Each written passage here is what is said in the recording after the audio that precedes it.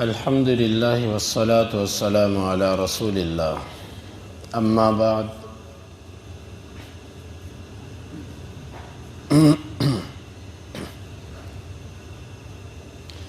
امام بخاری فرماتے ہیں ہمیں بیان کیا محمود نے، وہ کہتے ہیں ہمیں بیان کیا عبد الرزاق نے، وہ کہتے ہیں ہمیں خبر دی معمر نے زہری سے، وہ محمد بن جبیر اور وہ اپنے والد سے، وَكَانَ جَاءَ فِي أُسَارَى بدر، اور یہ جو جبیر تھے یہ بدر کے قیدیوں میں لائے گئے تھے۔ قال، وہ کہتے ہیں سمعت النبی صلی اللہ علیہ وسلم یقرأ فی المغرب بالطور، میں نے اللہ کے نبی صلی اللہ علیہ وسلم کو سنا آپ مغرب کی نماز میں سورہ طور کی تلاوت کر رہے تھے۔ یہ حدیث امام بخاری رحمہ اللہ لائے ہیں باب فداء المشرکین، مشرکوں کو فدیہ لے کر چھوڑنے کے بارے میں۔ اس میں یہ ہے کہ یہ ابھی مشرکین کی طرف سے قید ہوئے تھے جنگ بدر کے قیدیوں میں، اللہ کے نبی صلی اللہ علیہ وسلم کو انہوں نے قرآن پڑھتے ہوئے بھی سنا، بعد میں اللہ نے اسلام کی توفیق دے دی۔ اس وقت مسلمان نہیں تھے، اور اس وقت انہوں نے اللہ کے نبی صلی اللہ علیہ وسلم کو مغرب کی نماز میں سورہ طور پڑھتے ہوئے سنا، اور اس کو روایت کیا بعد کے اندر مسلمان ہونے کے بعد۔ یہاں سے یہ مسئلہ بھی واضح ہوتا ہے کہ اگر حالت کفر کے اندر کوئی بندہ کسی چیز کو سنتا ہے، اسے یاد کرتا ہے، اور مسلمان ہونے کے بعد اس کو بیان کرے، روایت کرے، تو یہ ٹھیک ہے۔ یعنی حدیث بیان کرنے کے لیے یا حدیث سننے کے لیے اس وقت اسلام شرط نہیں ہے، بلکہ اس وقت اگر بندہ مسلمان نہیں بھی بعد میں حدیث سن کے وہ حدیث جب روایت کر رہا ہے اس وقت وہ مسلمان ہوا تو ٹھیک ہے۔ یہ جس طرح کہ یہ صحابی ہیں، بدر کے موقع پر یہ قیدی ہی بن کر آئے، لیکن بعد کے اندر جب یہ روایت کرتے تھے اس وقت یہ مسلمان تھے۔ تو یہ واضح ہوا کہ ضروری نہیں کہ روایت سنتے وقت بندہ مسلمان ہی ہو۔ اور امام بخاری اس کو لائے ہیں مشرکین کے فدیے کے باب میں۔ بظاہر یہی ہے کہ اللہ کے نبی صلی اللہ علیہ وسلم نے ان قیدیوں کو اس جگہ پر رکھا تھا کہ جہاں پر مسجد تھی۔ یہ مسئلہ بھی حل ہوا کہ عام مساجد کے اندر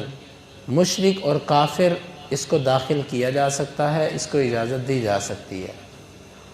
اس کی وجہ یہ ہے کہ یہ قرآن سنیں اور واعظ و نصیحت سنیں اور اس کے اوپر اثر ہو۔ وہ جو ممانت ہے کہ کافروں کو مسجدوں کے اندر داخل نہ کیا جائے وہ حرم کے بارے میں ہے یا مدینہ کی حدود کے بارے میں ہے، مدینہ کی حدود کے اندر۔ لیکن اگر کسی کو قیدی بنا کر لایا جاتا ہے تو قیدی بنا کر لائے جانے کا معاملہ اور ایک آزاد کافر کا گھومتے پھرتے آنے کا معاملہ کچھ مختلف ہے، کیونکہ جس کو قیدی بنا کر لایا جاتا ہے اس کو قیدی بنانے میں ایک مقصد یہ بھی ہوتا ہے کہ اللہ تعالیٰ اس کو اسلام کی توفیق دے دے۔ تو اسلام کی اگر آپ اس کو دعوت دینا چاہتے ہیں تو آپ اس کو ایسی جگہ پر رکھیں گے کہ جہاں پر وہ اسلام کی آواز سن سکے۔ تو اللہ کے نبی صلی اللہ علیہ وسلم ان قیدیوں کو مسجد میں رکھا کرتے تھے، اسی لیے وہ کہہ رہا کہ میں نے اللہ کے نبی صلی اللہ علیہ وسلم کو مغرب کی نماز میں سورہ طور پڑھتے ہوئے سنا۔ تو گویا کہ عام مساجد کے اندر کافر مشرک آ سکتا ہے۔ یہ جو حکم ہے کہ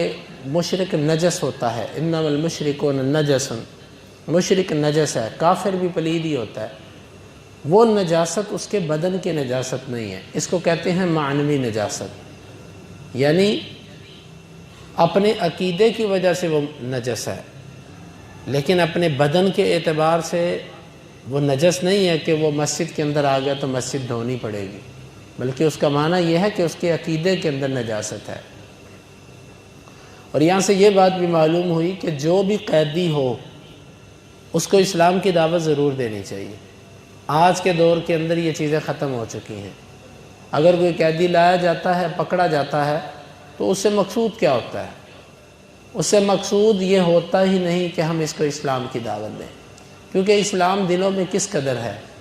خود پکڑنے والوں کے دلوں کے اندر اس طرح اسلام نہیں ہے، تو وہ پکڑے جانے والے قیدی کو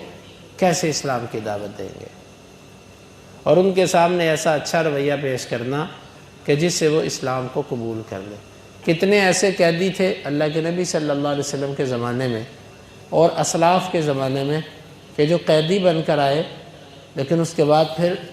انہیں چھوڑا گیا کہ تم چلے جاؤ، لیکن انہوں نے اس چیز کو قبول نہ کیا، مسلمان ہو گئے۔ ثمامہ بن اسال رضی اللہ عنہ جو تھے، ان کا یہی معاملہ تھا کہ آپ نے جب انہیں چھوڑا کہ تم چلے جاؤ تو وہ واپس آ گئے کہ نہیں۔ تو قیدیوں کو اسلام کی دعوت دینی چاہیے، اپنے رویے اور عمل سے ایسا ان کے لیے کرنا چاہیے کہ وہ اسلام سے متاثر ہوں، اسلام کے قریب ہوں۔ اللہ تعالیٰ سے دعا ہے اللہ تعالیٰ ہمیں ان مسائل کو سمجھنے کی اور ان کے تقاضوں کو پورا کرنے کی توفیق عطا فرمائے۔ اللہم انفعنا بما علمتنا وعلمنا ما ينفعنا وزدنا علما وآخر دعوانا ان الحمد للہ رب العالمین۔ 3050